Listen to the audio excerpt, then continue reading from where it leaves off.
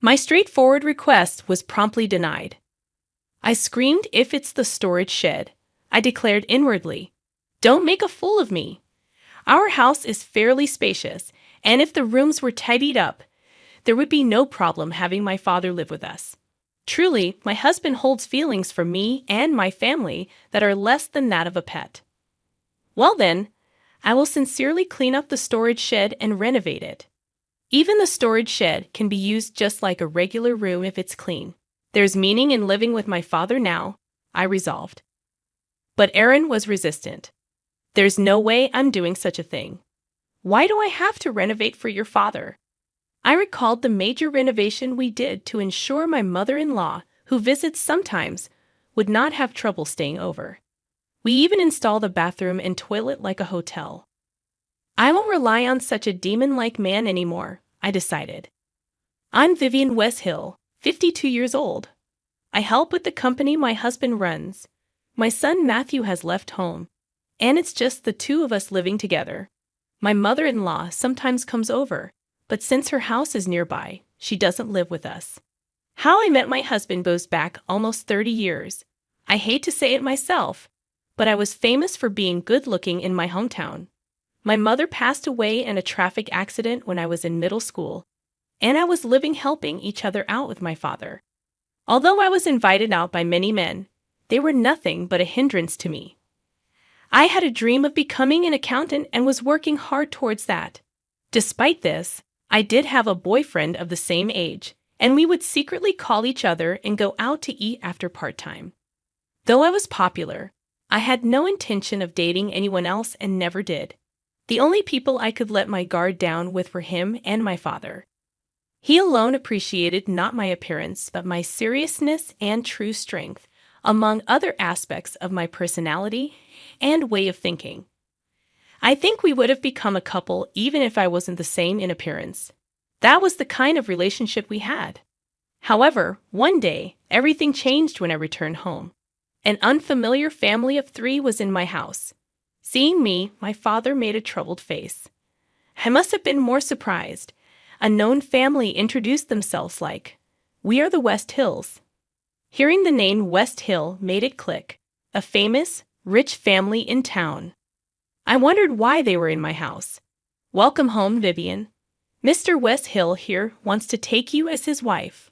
I was so shocked that everything went white before my eyes. A wife. Marriage. What are you talking about? I had never seen these 3 before. Everyone knows they hold significant influence in town as a wealthy family, yet the talk of me becoming a bride was unbelievable. "Nice to meet you, Vivian. Our Aaron has fallen for you at first sight. He insists on having you as his wife." My would-be father-in-law began speaking. Though it felt unreal being talked about like that, they didn't disappear, no matter how many times I blinked. Even being told such a thing, I've never met him before, so why do I have to marry your son? "Well, you see, your father owes a large amount of debt. We thought maybe we could help you out." Looking at my father and me alternately with a look of disdain, this was the first I'd heard of my father's debt. "Well, take your time and talk it over with your father. We'll come back in a week to hear your answer." Could our fate be decided in just a week? It didn't seem real. I thought things like this only happened in dramas, and I couldn't believe it was happening to me. Stunned, I watched as the 3 of them left after bowing their heads. "Dad, what's this about a debt? What's your relation with those people?" My father turned to me with a pale face, drained of all blood. "Vivian, I'm sorry. It's true. I was lonely and started drinking and gambling. Before I knew it, the money was gone, and I began borrowing to cover it. Everything I heard since coming home was beyond my capacity to accept." "Debt? Why didn't you tell me? I understand you were lonely after Mom suddenly passed away, but having a debt." I couldn't think calmly. Naturally, I couldn't even talk about it calmly. This was indeed out of the blue. As far as I could remember, my father never got drunk or angry from losing at gambling. I didn't even know Mr. West W. Hill invited me and introduced me to a place with Mr. West Hill's face. We could drink on a tab, and I didn't even know how much the bill was accumulating. The same thing with gambling. He let me buy lottery tickets together.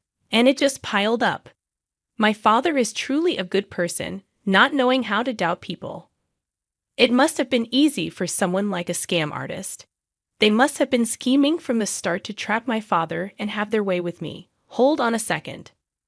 What happens to you if I don't marry their son? I asked in desperation, wondering if there was any other way. I will probably be chased by debt collectors. I might even be sent to a work camp. I couldn't stop trembling at those words. There's no such thing as work camps these days. Can't you just keep working hard to pay it off? I asked, clinging to a shred of hope. Sorry, Vivian, that's impossible. The debt collectors might start contacting my workplace. I might not be able to work anymore. I was completely cornered. It was enough. There was nothing more to talk about. I wanted to vent all these feelings of frustration, humiliation, and anger. But I couldn't do that to my father, who has always taken care of me. I packed my bags and decided to go to the West Hill family right away. There was no use worrying about it. It wasn't easy to make this decision. But considering the increasing interest on the debt, I couldn't cling to my home anymore. There was no other way to resolve this but to marry Aaron. Before I changed my mind, I quietly left the house. I arrived at the West Hills home late that night. I thought it might be imprudent, but I boldly knocked at the front door. You're early. Seems like you're blinded by money. You're just like everyone else. I wanted to scream in frustration. I didn't want any money. And I didn't think I was unhappy because I was poor. Well, whatever, you're mine now. Seeing you with that pathetic boyfriend, I thought I'd make you mine. His words treated me like a doll. I felt utterly objectified and disgusted. I've left everything in the past. I look forward to being with you from now on. With a forced greeting, I entered the West Hill household. After that, everything progressed in a whirlwind. I don't remember much because I felt as though all my emotions had disappeared. After being betrayed by my trusted father and breaking up with my beloved boyfriend, it seemed like a grand wedding with a local famous person. Many people came to celebrate. All I remember from the wedding is the haggard look of my father, who had not been gone for very long since I left home. Seeing that made all my resentment towards my father vanish. So, accepting this as my fate, I decided to change my outlook and enjoy my married life. But that was the beginning of hell. Of course, I had to do all the housework and was made to help with the family business. I worked from morning till night.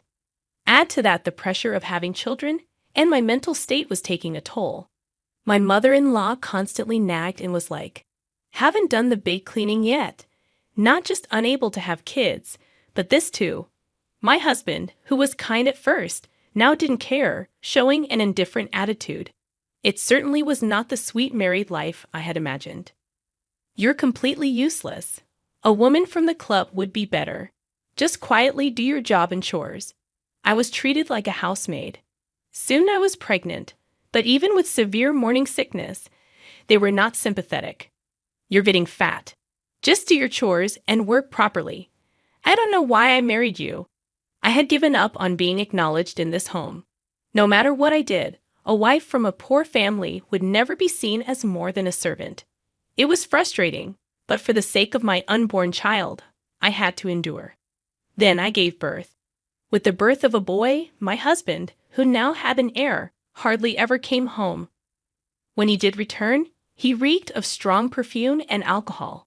He must have been at clubs. However, I was mostly occupied with raising my child, so his absence was rather a relief. My son Matthew grew up healthily and was easy to raise. My mother-in-law continued to annoy, saying Aaron would have done better. But I preferred Matthew not turning into such a worthless man, and my kind-hearted Matthew wanted to become a doctor. When he left for university, I felt a void in my heart.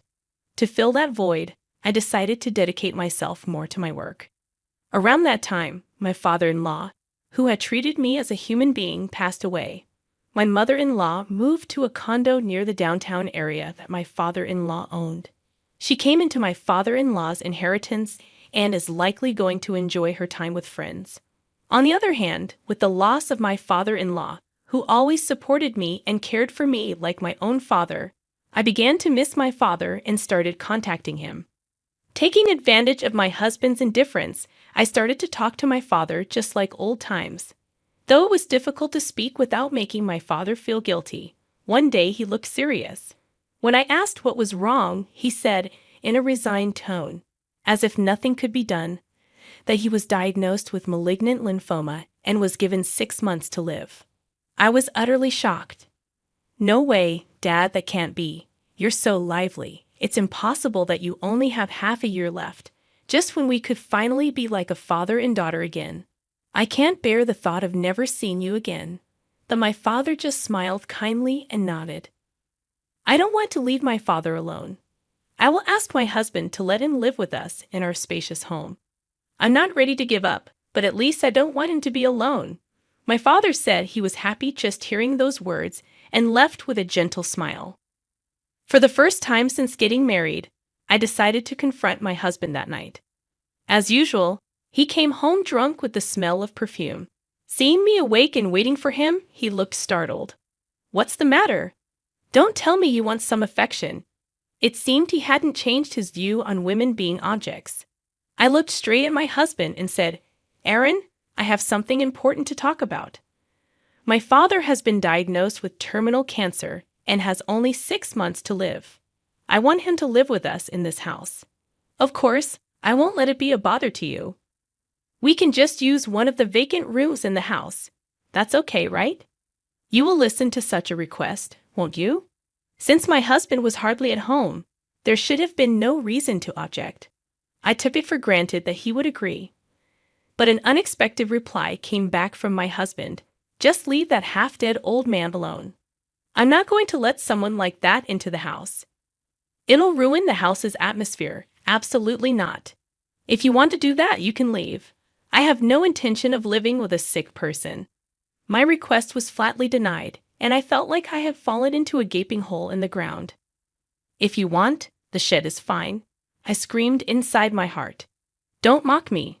Our house is quite large, and there is no problem if my father moves in. After cleaning up a room, we can live without facing each other.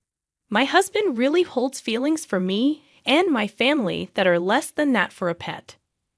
Well then, I will seriously clean and renovate the storage shed. If the storage shed is cleaned, it can be used just like a normal room. There is meaning in living with my father now. There's no way I'm doing such a thing. Why do I have to renovate for your father? From now on, accompany me and take proper care of me, recalling the major renovation I did for my mother-in-law, who visits sometimes to make a bathroom, toilet, and washroom just like a hotel. I decided not to rely on such a demon-like man anymore. Since then, I have worked more than ever and went to see my father when I had the time. There were days when he seemed to be doing well and days when he seemed to be doing badly. I couldn't feel alive every day unless I saw my father's face. I was only praying for my father's illness to be cured. Then maybe my prayers were heard, as my father was still alive after 6 months. And miracle might be happening. I felt like a bright light was shining in. I started to live positively little by little. About half a year after my father's confession, my husband came back with a pale face. I sensed that something serious had happened because my husband had never come back early since we got married. Hey, sit down. I have important news. I was told that I have cancer and my life expectancy is short. Come to think of it, my husband had been looking pale lately. I thought it was due to drinking too much alcohol or lack of sleep. Strangely, I was not shocked. It was completely someone else's problem. Besides, everyone should take care of themselves. Oh, you were like, leave that half-dead man alone. Right, I'll do just as you said. If you say so, then leave as you said. I'm leaving. Oh yes, I found a lawyer for our divorce matters. I left the room without looking back. I decided to leave suddenly, but I did not regret it at all. You don't have a penny, do you? Where do you think you're going, leaving this house? You won't be able to live a luxurious life like you have been. You have been living on everything I have worked hard for, inhuman. My husband continued to shout something in the background, but it had nothing to do with me. I never wanted a wealthy life. Being able to eat 3 meals a day and having a place to sleep was all I needed. I returned to my room, packed only the essentials into my suitcase, and left the house. Whether my husband was in trouble or not, it didn't matter to me. I sent the email I had drafted, noticing my resignation to the president straight away. I wanted to settle everything regarding my husband and the West Hill family. I had been supporting him since he barely worked, but this was the end. In fact, since discussing my father's situation half a year ago, I had been in contact with a divorce specialist lawyer introduced by the company's advisory lawyer. I talked about everything regarding our nearly 30-year marriage, starting from events before our marriage. The lawyer just nodded quietly, listening to my story. However, when I mentioned that I had been working for the family business without pay, he was genuinely surprised. It would amount to hundreds of thousands of dollars in salary. After finishing my story, he was immediately like, "The divorce should be easy." I had also taken photos of emails from women and had noted down serious moral harassment, providing plenty of evidence of my husband's fault. Since I got a smartphone, I had also recorded his verbally abusive remarks. That was enough, but the lawyer also brought me photos of my husband's infidelity for free.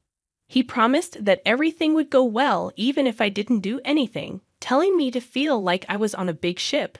So I didn't need to answer the angry calls from my husband, and the lawyer would solve everything just by me throwing it all onto him. I was naturally walking with a smile among the angry calls from my husband. There were, of course, calls from my mother-in-law.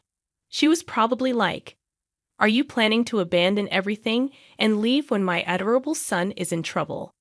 If her son is so adorable, she should take care of him herself.